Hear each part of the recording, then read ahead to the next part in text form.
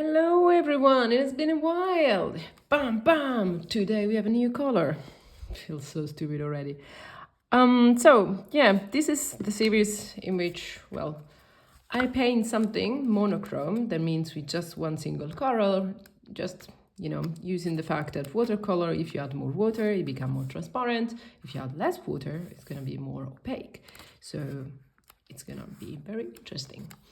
And every time I have a different color, today's guest is directly from Japan, from a place that is called Itoya, that is an amazing art supply store. If you ever go to Tokyo, Japan, go to this place because it's like, whoa, amazing. Watercolor, they're pretty cheap. This one was 600 yen. I don't remember how much is in dollar or in euro, but I remember it's very cheap. And the color itself, this brand that is Holbein has this code for the color. The pigment is PY. I know that it's not Y in English, but in Italian it is. And then 110.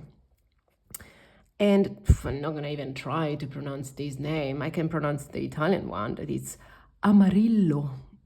Still very complex word. And then Oscuro. And I bought it now in 2024, so a while back, and I haven't swatched it yet or used it yet. And today I was like, you know what? Let's do jellyfish and let's make them yellow. So this is the color swatched.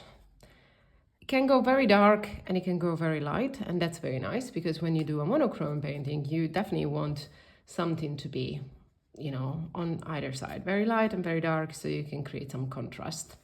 And here I was just sketching the idea. I was like, okay, what do I have to do? Like darker, not darker. And now the plan is to go on the other side of the sketchbook and paint it with you.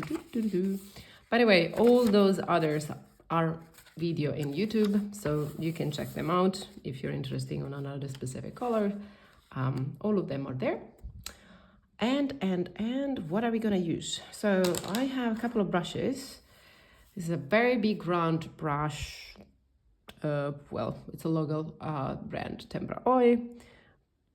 Whatever big round brush you have, it's gonna do the trick. But the other one is so beautiful that I bought in Japan. I have no clue what it says in here, but the point of this one, it's such a beautiful, beautiful nib. It's so pointy, works so well. It was 15 euros, I still remember, and if I ever go back to Kyoto, because this one it was in Kyoto and it was in the oldest art supply store that there is in Kyoto. It's a super, super small place. I'm definitely gonna go buy like 20 of these. This is made in bamboo. This is like wood. So light to handle, so nice. Love it. I want to go back to Japan just for art supplies. So first step we're gonna do is to take our pigment, like our color, and add a lot of water because I want that to be, as a first thing, very, very light to make the hat of the jellyfish, cap of the jellyfish. What does a jellyfish have? Well, I think in Italian we call it hat, so let's call it hat. And I just realized that this format of the paper, it's very inconvenient for a jellyfish that is gonna be in this direction, but we are gonna try anyway.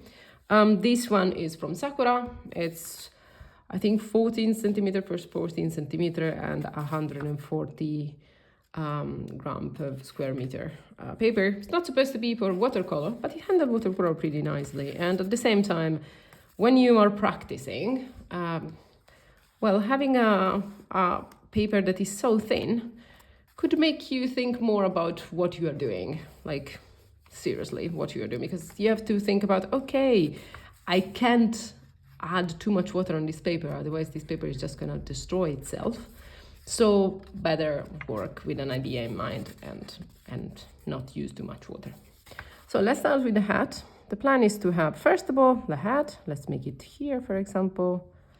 Yes. Oh, this is way too much water, for example. Let's make the hat that it has kind of this shape. Okay. Yeah. And then when it's already wet, let's add more color. So I'm not dipping my paint in the water again because I need the color to be a lot in my nib. And then let's add some of those shapes that if you look at jellyfish, they have those kind of things. And if you do when it's still wet, it's gonna fade nicely. So what you're looking at now is not what's gonna be at the very end, okay? Because the color is gonna keep fading and fading and fading. And that's the beauty of watercolor. I want to have this area here a little bit darker because then there is here in the middle, there's gonna be the other word that I don't know in English, tentacles of a jellyfish. Those things that basically do like blah, blah, blah, blah, blah, blah. And then maybe they go a little bit up because there is some water coming, steam of the water coming and be like, whoa. And we can do the same with another one, you know. This thing is in water and the water goes it goes up, it goes down, it goes left, it goes right.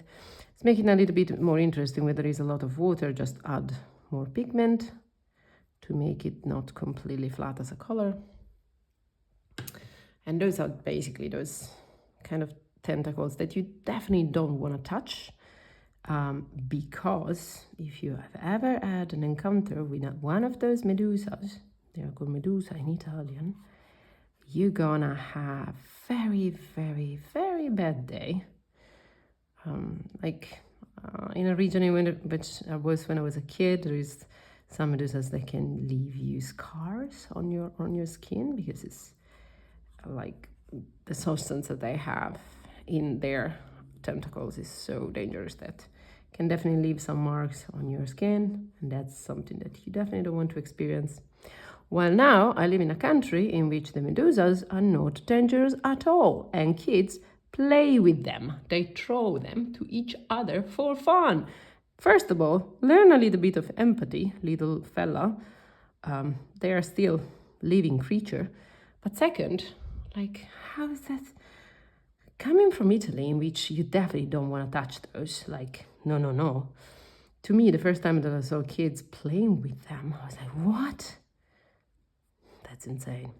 By the way, I don't know if you know, but jellyfish, at least the one that we have in Italy, the small one, they are like this size. They are looking like this and they are like this size.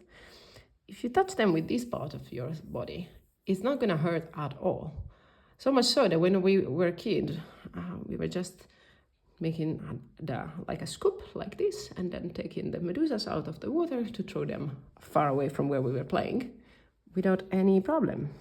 And I know it sounds crazy, especially if you have experienced how bad the medusas could be, but it's definitely like that. I don't know if it works for every single medusa, so I wouldn't try them nowadays with other medusas, but yeah. So now that we have enough of those kind of tentacle that I'm spreading all around just because it's fun, right?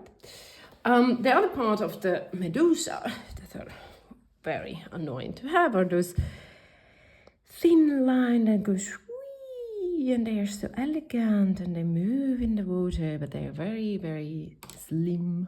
So we're gonna use the other magnificent brush. Oh, the best one in my whole collection. I want like 20 of those. But for this one, I'm not gonna add water to the brush itself. Like there is already a little bit of water on my brush, but I can just get the pigment directly from the pan. Add it in here, so I have a little bit one. I'm gonna adjust a little bit of water because I need still the brush to move seamlessly, but not too much because otherwise it's not going to create contrast with the rest of the medusa, because usually those like kind of filaments, they are darker than the tentacles, so I want to keep that. See how dark and beautiful this color is. So those are like, this is the inside part of the hat, cap, whatever that's called in English. And then I'm gonna go like this, and then now I don't want to make them very consistent. Like I like that this brush, if you push a little bit more, there is more, like, see here, and then it's thinner, and then it goes higher, and then thinner and higher, and that's nice because it's like one of those behavior of a brush that everybody can recognize. So when you see it in a painting or something, you're like, oh, this definitely has been made with a brush. So I think especially with watercolor, you want to keep this organic behavior of the brush on your paper for people to realize, oh, wait, this is made with a brush, okay? And then it could be that it goes up because, well, it's in the water and the water is moving, right? What I'm doing also with my finger when I have to do this in small details, that I put my finger, like middle, no, this is not the middle finger, this is the, well, small finger, pinky finger maybe. Just touch the paper, so you have a little bit of more stability, okay? And you can maintain the distance of your nib easier, in an easier way. Let's make another one. This one is going down because there is some water coming from here. Don't add too many of those because it's like, otherwise it's gonna be too much, and you definitely don't want your jellyfish to look too crowded.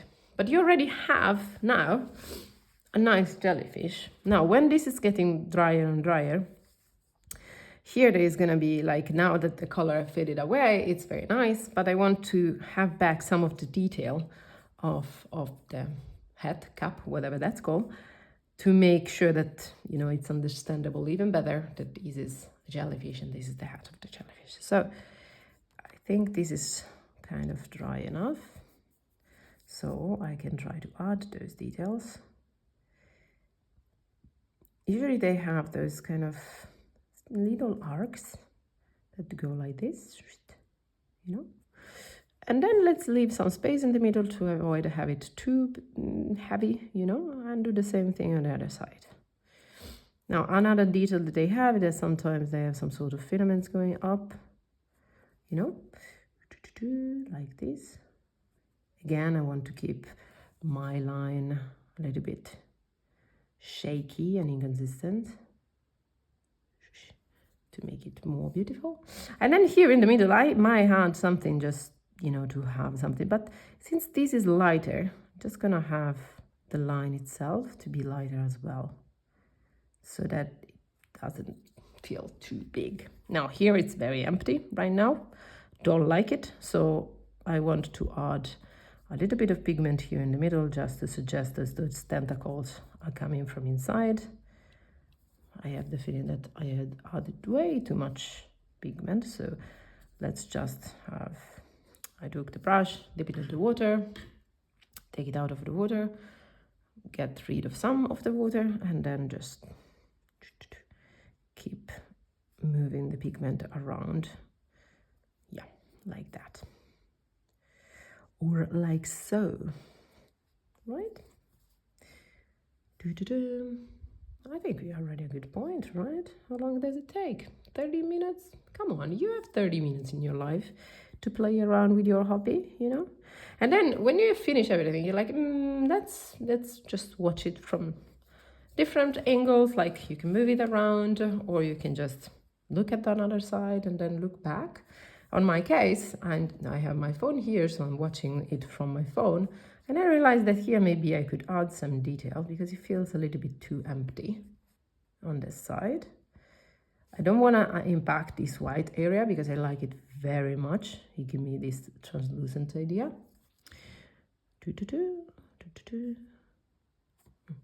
Now, one of the things that you can't do with this kind of paper is for having, like, for example, lifting the paper, the color from the paper. Like usually when you have like cotton paper or thicker paper, you can dip your brush into water and then go here and just basically clean it away, the pigment, if you want to remove some of the pigment. Like here I have the feeling that it's too much darkness, but I can't because this paper is not forgiving. You can't clean it, like you can't brush away the pigment anymore once it's in the paper. But again, if you're practicing, I think this is a very good thing, because then for next time you're thinking more and you're like, you know what, let's learn from the last time mistake and just, make it better. Other thing that I want to add, like as a final touch, is that those lines are too liney, if that makes sense. I don't think that's a word in English, but I want to add some dots. I know, Medusa doesn't have dots. No, they don't. But I just like it, So at some point, you are making your own art, and the beautiful part of making your own art is that you are in charge of making your own mistakes or making your own art be beautiful, because it's your art and you don't have to care about anybody's opinion, okay? So just have fun with your art. Add as many detail as you want. Like when I'm making trees, for example, I could stay there for an hour to just paint bark of a tree. Okay, I think we're good for today. Thank you for enjoying and coming and having a psychedelic Medusa with me. I just want to add a little bit of splash because, well, at the end of a watercolor is always nice to have some splashy. Nice. And that's it. Have a nice, beautiful, wonderful day. Enjoy your rest of the weekend, I guess. Bye.